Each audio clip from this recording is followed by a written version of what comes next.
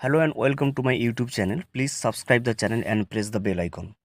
লক্ষ্মীর ভাণ্ডার প্রকল্পে আর ১,০০০ টাকা নয়, এবার সেই ১,০০০ টাকাকে বেড়ে ৫,০০০ টাকায় পরিণত করতে হবে, এমনটাই দাবি করলেন বিধানসভায় কিন্তু বঙ্গ বিজেপি বিরোধী বিধায়করা।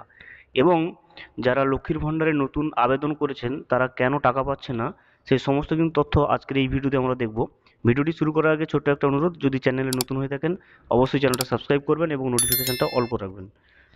বিধানসভায় দাঁড়িয়ে বিপুল জনপ্রিয়তার কথা স্বীকার করলেন, লক্ষ্মীর ভাণ্ডারের টাকা বৃদ্ধির দাবি করলেন বিজেপির।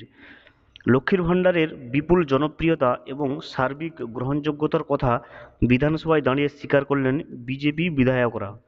শুধু তাই নয়, পদ্ম বিধায়ক দাবিদের ১,০০০ থেকে বাড়িয়ে ভাণ্ডার ৫,০০০ করা হোক। শুক্রবার বিজেপির অশোক দিনদার এই দাবির উল্লেখ করে মন্ত্রী শশী পাজা বলেন, নোবেলজয়ী অর্থনীতিবিদ অভিজিৎ বিনায়ক বন্দ্যোপাধ্যায় এবং তার স্ত্রী এস্থার ডুফলোর পরামর্শ মেনেই কিন্তু লক্ষ্মীর ভাণ্ডারের মতো প্রকল্প চালু করা হয়। অন্য রাজ্যও এই প্রকল্পকে কপি করেছে, এখন আপনারাও মেনে নিলেন কার্যকারিতা। বিজেপি শাসিত রাজ্যগুলি যে লক্ষ্মীর ভাণ্ডারকে বেশি নকল করেছে তাও কিন্তু উল্লেখ করেন মন্ত্রীমশাই।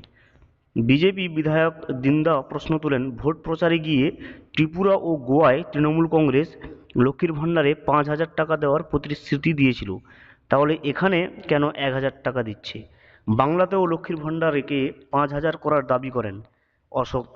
শশী পাজার উত্তর, তার মানে স্বীকার করছেন যে লক্ষ্মীর ভাণ্ডার অবশ্যই ভালো। এরপর লক্ষ্মীর ভাণ্ডার নিয়ে স্লোগান এবং পাল্টা স্লোগান শুরু হয় বিধানসভার মধ্যে। সেই সময় মন্ত্রী গেরুয়া শিবিরকে কটাক্ষ করে বলেন, এবং মন্ত্রীর পর্যবেক্ষণ, লক্ষ্মীর ভাণ্ডারের জন্যই কিন্তু গেরুয়া শিবিরে লোকসভা ভোটে ১৮ থেকে ১২তে কিন্তু নেমে এসেছি, তাই এই প্রকল্প নিয়ে পদ্ম শিবিরের এত গাত্রদাহ।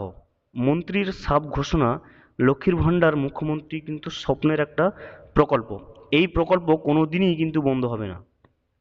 তৃণমূল বিধায়ক সায়ন্তিকা বন্দ্যোপাধ্যায় প্রশ্ন করেন, কোন কোন রাজ্যে লক্ষ্মীর ভাণ্ডারকে কপি করেছি? জবাবে শশী পাজা জানিয়ে দেন, রাজ্যগুলিকে সব কিন্তু বিজেপি শাসিত সেই সমস্ত রাজ্য, তবে তাদের তিন নাম কিন্তু করতে চান না। এদিন প্রশ্নোত্তর পর্বে শশী পাজা পরিসংখ্যান তুলে জানান, এখন অবধি ২,১৫,৮৮,৭৭৫ জন কিন্তু লক্ষ্মীর ভাণ্ডারের সুবিধা পেয়েছেন, তবে ৬০ পেরিয়ে যাওয়ায় ৩,৩৭,৯৬২ জনকে কিন্তু অন্য প্রকল্পে স্থানান্তরিত করা হয়েছে এবং ৩,১৬,৭৮৭ জনকে লক্ষ্মীর ভাণ্ডার থেকে কিন্তু বার্ধক্য ভাতায় রূপান্তরিত করা হয়েছে। এছাড়া তপশিলি বন্ধু প্রকল্পে রূপান্তরিত হয়েছে ১৮,১৫৫ জন, জয় জোহার প্রকল্পে ৩,০৮০ জন। একই সঙ্গে জানানো হয়, জয়েন্ট অ্যাকাউন্ট থাকায় অনেকের কিন্তু লক্ষ্মীর ভাণ্ডারের আবেদন বাতিল হয়।